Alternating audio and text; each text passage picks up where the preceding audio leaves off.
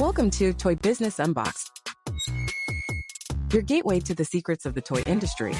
Here, Jason Shea, a toy entrepreneur and expert in the field. Every product we develop is really inspired by some of the real life experience that we have with our son. 60% of all toys last year were sold on Amazon, which is incredible. Be passionate about it because it's a road, it's a journey. Like when you have an idea that you think is like gonna somewhat like change the world, make things better, I'd say go for it. We'll guide you through the enchanting world of toy design, marketing, and manufacturing. Now let the unboxing begin.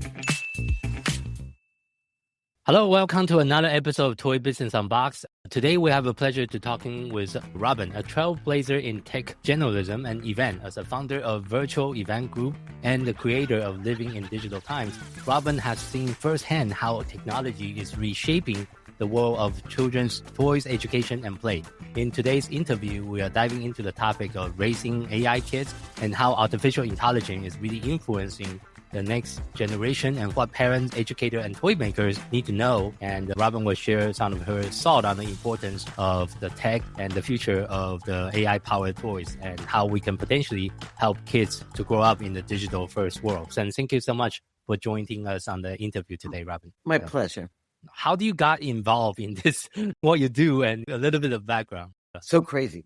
I'm going to try and keep it short. So I became the editor of PC Magazine in the way back days. Oh, okay. Bill Gates was writing DOS and Steve Jobs and Wozniak were building a little computer in their garage. And really, it was an amazing time because the personal computer was just being invented and people were so hungry for information. I did that for many years, but then I started a magazine in the 90s called Family PC. And that's how I got involved with kids because I felt that parents were raising a generation of then digital kids on computers when they were just learning about computers themselves so that our magazine could talk to them.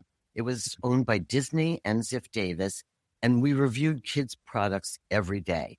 Fast forward, I do a lot of different things now. I run events, I speak, I do all sorts of things. But my roots really were in the beginning of the PC era and watching it and how it would affect family life. What excites you the most about the potential AI's role in the children's development today? So I'll give you the exciting part, and then I'll give you the not so exciting part. The exciting part. So think about it. It's a lot like when apps first came out for toys. You bought a toy, and then it had an app on the side, and the app gave you, for the same money, extra play. Like you got extra time to play, more stories, more combinations of things. And it turned out as to be very expensive for toy makers to do that. They had to build a whole app and a world for every toy that they launched. It's the same with AI, but different. So let's just say you have a plushie toy or a robot or drawing tools. With AI powering them, you can buy the toy once. Again, it can be ever-changing. So I can say, tell me a new story today, teddy bear, or draw me a different background, or help me create a scene that's in my imagination. And kids are getting exposed to this, and it's also going to be their future careers. Let's be honest, that is the trajectory for them. So it's almost important that they start to understand how to phrase a prompt and how to get what they want from their toy. Yeah, and I think how common ChatGPT and the rest of the AI is in our day-to-day life. I do use it on a daily basis myself for different aspects. And from your perspective, being participating in all the different technology and different events, how do you think the AI-powered toys are going to be changing the way that the kids play and learn? It's going to ask them to use their imagination. So I'll give you an example. There's a toy called Poe the Talking Bear, and he's powered by ChatGPT. So you get the bear and you get an app, and the parent has to set it up, which is a nuisance. But the parent then gives the kid not all of ChatGPT, but the safe part. So you can say, make me a story with a princess and a castle and a sword. And then ChatGPT goes and writes that story, and the bear talks the story. So you get endless play patterns and an entertained kid for a much longer time than the old speak and spell where you just pulled the string and it said one thing. So now the combinations of what a toy can say are infinite. Even early robots, and I'm sure your audience is familiar with robot toys, they had a small vocabulary. Yeah. Now they could talk to you forever. They can be your buddy. They can tell you what the weather is. They can tell you how to dress for school. So you're going to start to see existing toys that we all know start to put AI in them. So if you use your imagination, what would Lego do with AI? Maybe it would say, Robin, take a picture of all those Legos you have, and then I'll show you what we can build with it.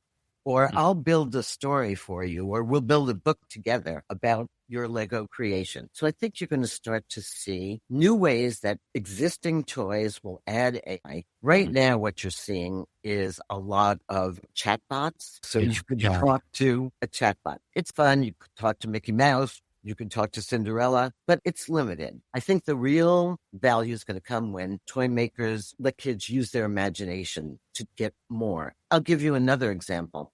Sometimes the AI is on the back end. So there's a company called ReadyLand. They make books that you can read with Alexa as your guide. And I don't want to talk to her because she's sitting right there. But if you were to say, Yoo-hoo, Alexa, the child starts to read the book with Alexa. And then she says to them, what's your favorite color? And they tell her. Now with AI, first of all, on the back end, the Alexa knows maybe the kid wants to go to the bathroom. We're saying, I'm hungry. It has nothing to do with the book. So they can start to parse out language that only an AI would be able to know and start to make it more intelligent. Kids are different. Sometimes they're doing their homework, and a lot of kids are using ChatGPT in school. Teachers are worried. Controversial. I know some schools actually ban the use of ChatGPT as well. Some ban it. I think the better ones encourage it with guardrails. With guardrails. How do you attribute? If you're in 6th grade and you're writing an essay about the Civil War, what should the attribution be if ChatGPT contributed? And like I said, it's really early days, but we will get better. Can ChatGPT be your friend to play a game with? Absolutely. They play chess. They play checkers. They're really damn good at those. Yeah, you couldn't beat them nowadays. There are even drawing programs for kids that are AI powered. Genie Kids is one that's quite cute, but you do pay $10 a month to use it. A kid can decide to create a book or an image or a doodle, and through prompts, through the text, their book gets imagined by them. So what does that teach a kid? Logic and critical thinking, organizing their thoughts in order, and creating a succinct prompt.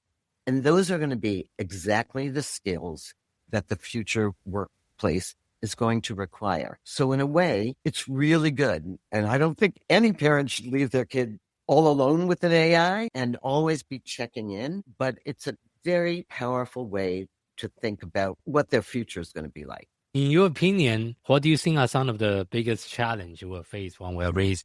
Oh my God. Well, AI-driven world.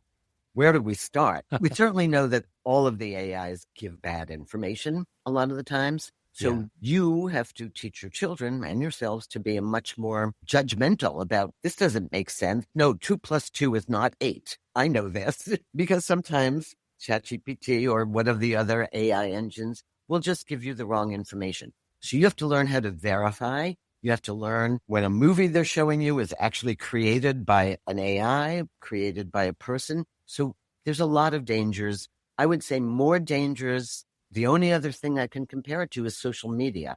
When social media first became popular, I would go around on the lecture circuit and tell parents, do not leave your kids just alone with this. Anybody can talk to them. Set ground rules, set time limit, set boundaries, know who their friends are. There are all sorts of things that as technology advances, the opportunity is great, but the potential for harm is really great also. Yeah. And as someone who has been an advocate for tech literacy, what are some of the key skill sets that you think the kids should develop to strive in the current digital? Yeah. So first, I think they've got to do this with the parents. Like you start, and most of the things that are out there today require an app and require parental guardrails set up. So that's really good. But I think a parent's job is also to tell their kid, you just made this beautiful book by typing text and then pictures occurred. Do you know why that happened? But it happened because of AI. And AI, if you think about it as the language of everything that has ever passed the internet, all in there, then taking your questions and predicting the answer, giving you the answer you need.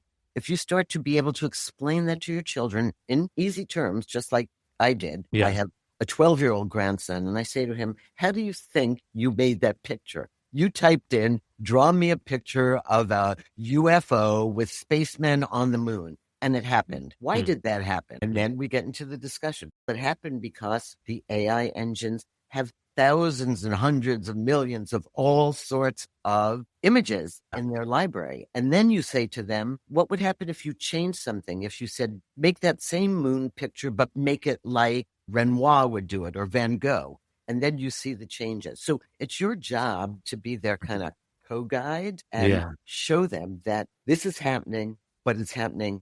Why? Because otherwise they'll just... Yeah, I think the difficult part is the AI is evolving so quickly and so fast. Sometimes as a parent myself, it's hard to keep up with the different new feature that they have nowadays. Yeah, I think I know. And I think you can some take of a the ones picture and use it, the images. You can upload images to ChatGPT and have the ChatGPT to decipher what is in the images nowadays. And they also have a lot of new features they are rolling out. We played with a kids game called Pixiecade, and it's been around for a long time. It's by a company called Bit of Genius, and a kid can build a video game, but it had standard parts, a tree, a box, a house. Now it uses AI, so you can say to it, it's a version of Midjourney working in the back. So you can say, I want a scene in the woods with animals and wolves and tigers, and you describe it, and then it paints it for you. So your video game gets richer. So I think you're going to see a lot of games that we have always played use AI to change the game up. Yeah, that's true. One of my passion is also helping children with special needs. How do you see the role of AI in helping children with special needs, and how can different toy makers be part of that? Yeah, I'm pretty excited about that also, because think about it. Let's say you have a child with visual problems. AI can turn those visuals into the spoken word. Let's say you have a multi-language child. AI can easily translate anything. So if English is a second language, or if you're having problems speaking, you can lower the speech rate. You can higher the speech rate. If your child is hearing impaired, it can put up closed captions. We all do this in YouTube all the time now. So more and more, we are getting used to, whatever it is, making your text, your fonts bigger, making your colors different, doing things that let things talk to a more accessible audience. And I think toy developers should really understand this. And this stuff, you should not have to squint and go, what is that saying I should click on? So AI powering design on the back end for toy designers, and AI for any population that is experiencing some sort of limited ability. AI is great. And we're just talking about our screens now. Imagine when you can put on glasses and the glasses will tell you you're about to hit a building, or you're driving over the speed limit, or you're walking too fast. So all sorts of things. With each step in technology, I believe it becomes more accessible to more people. Yeah. And do you think the kids today are a little bit overexposed to technology right now? Yeah, they are. It's a serious problem. We know our kids spend too much time online by a long shot, but are there things you can do? Yes, like every setting in your browser, you can put time, has parental controls. You can set time limits, and you can set time limits for games. You can set time limits for email. And so some of it, yes, we know that the TikToks and the YouTubes of the world have created algorithms that encourage kids like heroin to stay on more, to search more, to get the next. But parents, they all have tools built in to limit the amount of time that you spend. And I think parents need to get familiar with them. And I think that we're just starting with AI.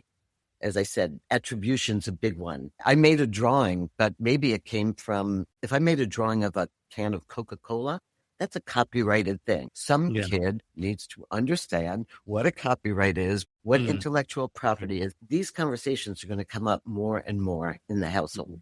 What do you think of things that parents should be mindful of when they are choosing any kind of AI-driven toys or educational tool for their kids? So many things. This is really still the pioneer days of AI tools. So if your kid says, I'm going to have a chat with Mickey Mouse now, you really, depends what age. Like if they're 3 years old, it's okay for them to believe they're talking to the Tooth Fairy or Santa or Mickey Mouse. But at some point, you have to say to them, this is a chatbot that is talking to you based on your responses.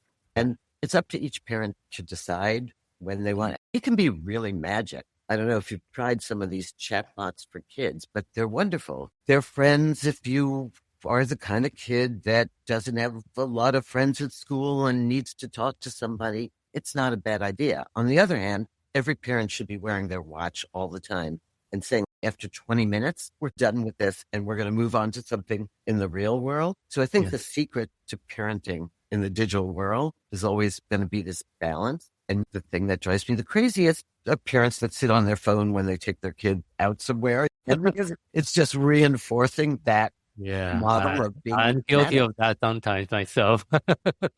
I know. And don't you hear the kids saying to their parents, would you please put that phone down? So we're just learning these behaviors. And we have a lot of years now of watching this. With, as I said, with mobile apps, with social media, AI is no different, but it is different. It's really powerful because it is the sum of human language built back at you. And it probably is the most powerful thing since the computer itself that will change these kids' lives and everything that they do. So the holidays are coming. I would say to every parent, yes, maybe ChatGPT or Midjourney or one of the AIs can do some of your holiday cards, but maybe your crayons should do the others. It's a mixed media world, and you should be adept at all those mediums. Yeah, and based on your perspective, because you go to a lot of different technology trade show, what are some of the trends that you're seeing, especially when you're looking at all the different manufacturers right now on what type of technology are they trying to incorporate? You mentioned a few things already as far as including AI as part of the design itself. And what other application have you been? Yeah, I think right now in the toy industry, AI is being used more on the back end, on the design side, the workflow, the marketing, the sourcing. I'll give you a couple of examples. Alibaba. Mm-hmm. You can go on Alibaba and say, I need 100 doll heads with purple hair. Where is the best place in the whole world to buy them for my toy? And it will go out and it will search the entire world. It will create the RFP for you. It will send it out. So that's one place. It's actually being used in the AI, being used in the manufacturing. AI is being used in the design in that, what if this doll had articulated arms? What would that look like? Or what if these wheels could go backwards and forwards? Build me a digital twin of this toy and let me see it operate, and then I will build it. So for inventors, for the first time, they don't have to build anything and they can test their product and see if it's working. Not quite, but a lot of this. Yeah, but we're getting there. For marketing, we can go in right now and I can ask ChatGPT to make me a 3-sentence jingle that I can use to get my new dollhouse out on the market to an audience of Americans or Asians or Latinos or whoever, and it will customize that. And it gives you, the more you work with it, the more it knows you and the more it tailors its answers to you. And I'm going to go back to this. It's all in that prompt and how you phrase your question. And that's what kids are going to learn when they play with these toys. And there's only a handful of these toys on the market now. Like I said, there's a bear, there's a game making program, there are a few robots, there's a few chatbots, a few art programs, but I think it's just the beginning. Yeah. And I think also people are just getting used to the concept of having the AI in the toy. It takes some time for people to have a better understanding on the implication, and maybe some parent actually doesn't feel very safe to have an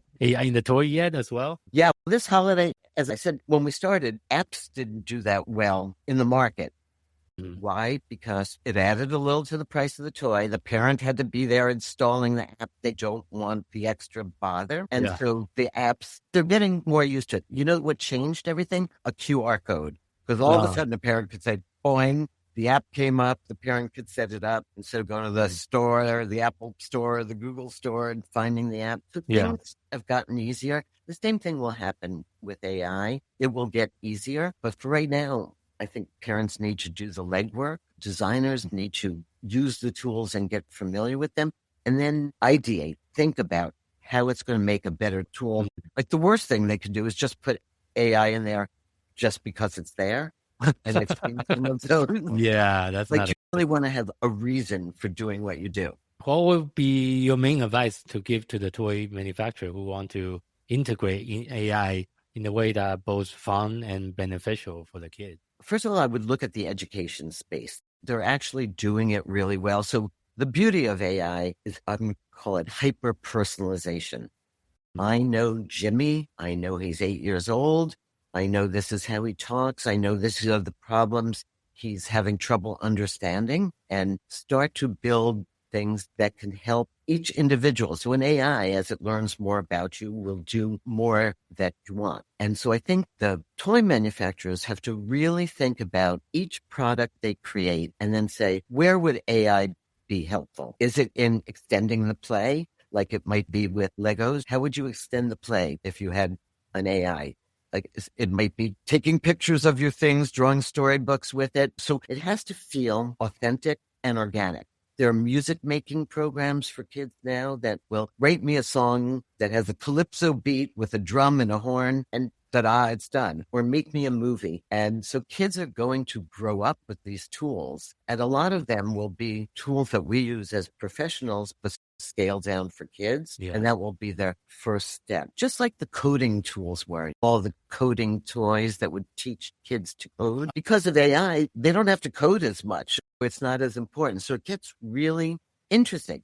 They do need to be logical thinkers, critical thinkers. They do need to be organized in how they create a prompt, but they don't really need to know a language as much as they used to, like Python or C. That's not like a skill for the future that's as much in demand. So it's really changed.